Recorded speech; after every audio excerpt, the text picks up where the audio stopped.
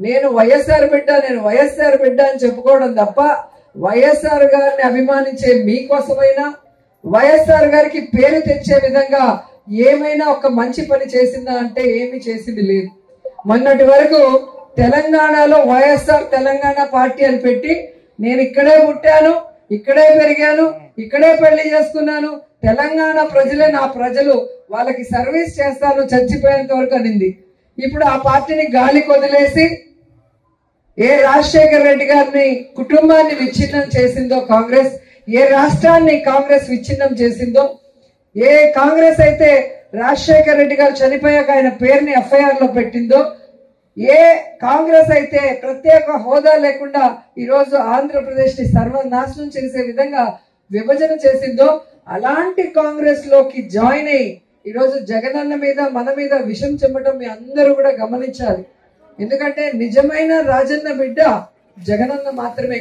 తన తండ్రి పేరు ప్రతి ప్రజల గుండెల్లో జీవితాంతం గుర్తుండే విధంగా ఆయన ఆశయాలకు తగ్గట్టుగా ఆయన కోరుకున్న విధంగా పేద ప్రజలకి ఈరోజు పని చేస్తూ వైఎస్ఆర్ పేరు మీద పార్టీ పెట్టి ఎన్ని కష్టాలు, ఎన్ని అవమానాలు, ఎన్ని తప్పుడు కేసులు పెట్టి జైల్లో పెట్టినా కూడా ఏ రోజు పారిపోలేదు, ఏ పార్టీకి తల వంచి వాళ్ళకి సరెండర్ అవ్వలేదన్న విషయాన్ని మీరు తెలుసుకోవాలి.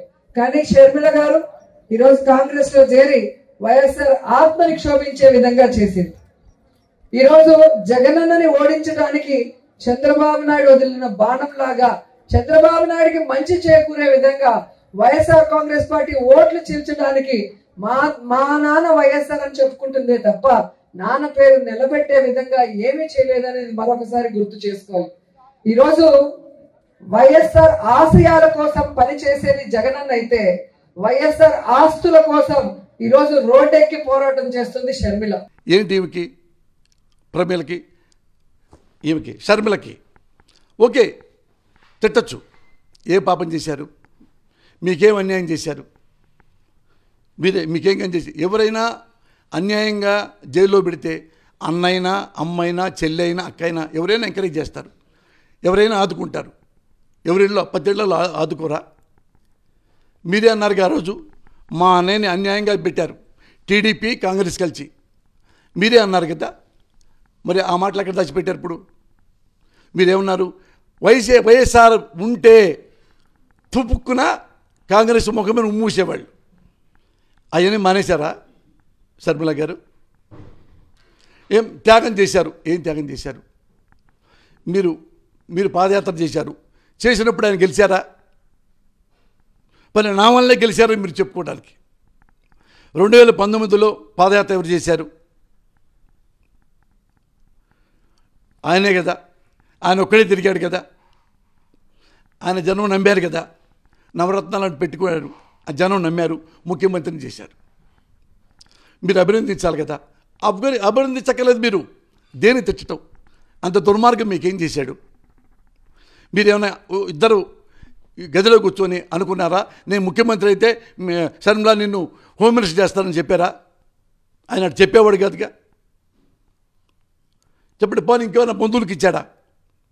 ఎస్సీలకి ఇచ్చాడు, ఎస్టీలకి ఇచ్చాడు, బీసీలకి ఇచ్చాడు, రెడ్లకి ఇచ్చాడు, కమ్మకి ఇచ్చాడు, కాపుకి ఇచ్చాడు. అన్ని కులాలకి అర్హత ఉన్న ప్రతి వాళ్ళకి పనులప్పు చెప్పాడు కదా, పదవులప్పు చెప్పాడు కదా. మీరు ఇఫ్ యు ఆర్ సిన్సియర్ మిమ్మల్ని ఎందుకు పోగొట్టుకుంటాడు? అమ్మ మీరు షర్మిల మీరు నేను కూడా మీ కుటుంబం అంటే ఇష్టం.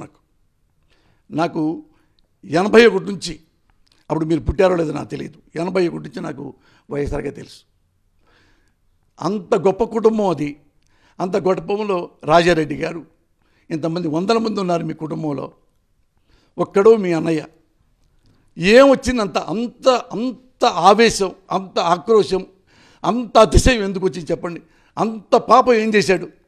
ఎవరి షర్మిలమ్మ గారు? అన్నతో విభేదించి ఇవాళ అన్నగారి శత్రువులతో చేతులు కలిపి 10 ఏళ్ల క్రితమేమో మా కుటుంబాన్ని చిన్నాభిన్నం చేస్తున్నారు. నా తండ్రి ద్వారా అధికారాన్ని పొంది నా తండ్రితో సహా మా కుటుంబాన్ని ఇబ్బందులు పాలు చేస్తున్నారు. అన్యాయంగా అక్రమంగా కేసులు కట్టి మమ్మల్ని బజారు పాలు చేస్తున్నారు అని చెప్పి మాట్లాడినటువంటి ఆవిడ ఇవాళ అదే జెండా మోసే స్థితిలో అది ఆవిడది ఏ రకమైనటువంటి నడవడిక? జెండా మోయటమే కాకుండా ఇవాళ బజారుకి ఎక్కి సొంత అన్నని ఏ రకంగా మాట్లాడుతుందో ఆవిడ. మరి మాట్లాడినప్పుడు యుద్ధంలోకి వచ్చిన తర్వాత అన్నని దూషిస్తున్నప్పుడు అన్న సైన్యం ఏం చేస్తారు? వచ్చి ఆవిడ మళ్ళీ ఇక్కడ కూడా సేమ్ డైలాగులు, ఆంధ్రప్రదేశ్ కోసమే పుట్టాను, ఆంధ్రప్రదేశ్ ఉద్ధరిత పుట్టాను. ఇప్పుడు వైజాగ్లో స్టీల్ ప్లాంట్ గురించి 4 సంవత్సరాల నుంచి గొడవ జరుగుతుంది. ఆవిడేమైంది 4 సంవత్సరాల్లో? 4 సంవత్సరాల్లో ఏమైంది? పోలవరం ప్రాజెక్టు ఇప్పుడు గుర్తొచ్చింది ఆవిడికి. పోలవరం ప్రాజెక్టు ఇప్పుడు గుర్తొచ్చింది ఆవిడికి. ఇవన్నీ కూడా రాజకీయంగా ఏదో రకంగా ఒక పదవిలోకి రావాలని చెప్పి కాంగ్రెస్ పార్టీ ప్రాపకం కోసం జగన్మోహన్ రెడ్డి గారి మీద నిందలేస్తూ తిరుగుతుంది. ఆవిడ పార్టీ కోసం కష్టపడ్డాను, పార్టీ కోసం ఇది చేశాను, అది చేశానని చెప్తుంది. ఆవిడ డెఫినెట్గా వైఎస్ఆర్ కాంగ్రెస్ పార్టీ కోసం, జగన్మోహన్ రెడ్డి గారి కోసం, రాజశేఖర రెడ్డి గారి కోసం, ఆవిడ కుటుంబం కోసం ఆవిడ కష్టపడితే కష్టపడి ఉండవచ్చు. అయితే ఆవిడ 2014 ముందు 2012లో జగన్మోహన్ రెడ్డి గారు జైలుకి వెళ్ళినాక సెప్టెంబర్లో పాదయాత్ర చేసింది. ఆవిడ 4000 కిలోమీటర్లు నడిచాను అంటుంది. అప్పుడు వైసీపీ అధికారంలో వచ్చింది. ఆవిడ నడిచినప్పుడు 2019 నుంచి 2014 నుంచి 2019 దాకా ఎలక్షన్ జరిగినటువంటి 20 రోజులు తప్పించి ఆవిడ ఎక్కడన్నా వైఎస్ఆర్ కాంగ్రెస్ పార్టీ కోసం ఏదన్నా ఎక్కడన్నా ప్రచారం చేశారా? వైఎస్ఆర్ కాంగ్రెస్ పార్టీ కోసం ఎక్కడన్నా ఆవిడ పనిచేసిందా? 2014లో వైఎస్ఆర్ కాంగ్రెస్ పార్టీ ఓడిపోయి 23 సీట్లు 23 మంది ఎమ్మెల్యేలను చంద్రబాబు తీసుకుని వెళ్ళిపోతే జగన్మోహన్ రెడ్డి గారు ఇడుపులపై నుంచి ఇచ్చేపురం వరకు పాదయాత్ర చేశాడు. ఆ పాదయాత్రలో ఆవిడ ఎక్కడన్నా పాల్గొందా? లేకపోతే వైఎస్ఆర్ కాంగ్రెస్ పార్టీ కోసం, కార్యకర్తల కోసం, నాయకుల కోసం, కార్యకర్తల మీద, నాయకుల మీద దాడులు జరిగి చంద్రబాబు నాయుడు ఆధ్వర్యంలో తెలుగుదేశం పార్టీ నాయకుల్ని చంపితే, కార్యకర్తలను చంపితే ఆవిడ ఎక్కడికన్నా వచ్చిందా? 5 సంవత్సరాల్లో 20 రోజులు ఎలక్షన్ నోటిఫికేషన్ వచ్చినాక 20 రోజులు బస్సులో ఆవిడ ఒక 40 మీటింగులు చెప్పింది. ఆవిడ 20 మీటింగులు 20 రోజులు 40 రోజులు 40 మీటింగులు చెబితే వైఎస్ఆర్ కాంగ్రెస్ పార్టీకి 151 సీట్లు వచ్చినాయి. జగన్మోహన్ రెడ్డి గారు 16 నెలలు జైల్లో ఉంటే ఆవిడ 7 నెలలు పాదయాత్ర చేసింది. ఆవిడ పాదయాత్ర చేయగానే ఆవిడ గెలిపించేసిందా 2014లో వైఎస్ఆర్ కాంగ్రెస్ పార్టీని? నేనేదో కష్టపడ్డాను, నేను కష్టపడ్డానంటే ఎవరి కోసం కష్టపడింది ఆవిడ? వారికి మోకరిల్లి వారి కుట్రలో భాగమవుతూ వారి స్క్రిప్టులను వారు చెప్పినది మక్కి టు మక్కి చదివి వినిపిస్తూ కుట్రల్లో భాగమవుతా ఉన్న వీళ్ళ వైఎస్ఆర్ వారసులు అని అడుగుతా ఉన్నాను మీ అందరి సమక్షంలో. వైఎస్ఆర్ కీర్తి ప్రతిష్టలను ఆయన పేరునే ప్రజల మనసు నుంచి చెరిపేయాలని, వైఎస్ఆర్ కాంగ్రెస్ పార్టీయే ఉండకూడదని, వైఎస్ఆర్ విగ్రహాలు ఏ గ్రామంలోనూ కూడా ఉండకూడదని బహిరంగంగానే ఆ విగ్రహాలన్నింటినీ ముక్కలు చెప్పలు చేస్తాము అని చెబుతున్న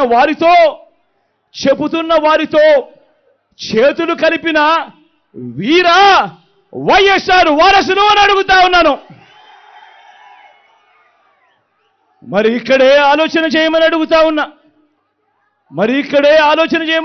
ఉన్నా. ప్రతి ఒక్కరూ కూడా ఈ చెడిపోయిన రాజకీయ వ్యవస్థను చూడమని అడుగుతా ఉన్నా. రాజకీయాలు ఏ స్థాయికి దిగజారిపోయాయో గమనించమని కోరుతా ఉన్నా. నిజంగా మీ బిడ్డను ఎదుర్కోలేకపోతా ఉన్నారు. మీ బిడ్డ ఒక్కడి మీద ఇంతమంది కలిసి ఏకమవుతా ఉన్నారు. ఒక చంద్రబాబు, ఒక ఈనాడు, ఒక ఆంధ్రజ్యోతి, ఒక టీవీ5, ఒక దత్తపుత్రుడు, ఒక బీజేపీ, ఒక కాంగ్రెస్, వీళ్ళందరికీ సరిపోరు అన్నట్టుగా నా 2 చెల్లెమ్మలతో కుట్రలు కూడా చేస్తూ ఈరోజు రాజకీయాలు చేస్తూ ఉన్నారు. ఆలోచన చేయమని అడుగుతా ఉన్నా. రాజకీయాలు ఏ స్థాయికి పతనమైపోయాయో గమనించమని కోరుతా ఉన్నా. ఎవరికి ఈ పేర్లన్నీ, ఓ వైఎస్ఆర్ గారి పేరు, ఓ పులివెందుల పేరు, ఓ వైఎస్ఆర్ జిల్లా పేరు చిరస్థాయిగా ప్రజల గుండెల్లో నిలిచిపోవాలని ఆరాటపడుతున్న వారు ఎవరు అన్నది ప్రతి ఒక్కరూ కూడా ఆలోచన చేయమని కోరుతా ఉన్నా. మరో వంక ఈ పేర్లే లేకుండా చేయాలని ఆరాటపడతా ఉన్న ఆ రెండు పార్టీలతో జతకట్టి తన సొంత లాభం కోసం, రాజకీయ స్వార్థం కోసం ఎవరు ఆ పేరు లేకుండా కుట్రలు చేస్తా ఉన్నారు అన్నది గమనించమని చెప్పి కూడా కోరుతా ఉన్నా. మరి ఇవన్నీ గమనించినప్పుడు ఎవరికైనా ఏమనిపిస్తుంది?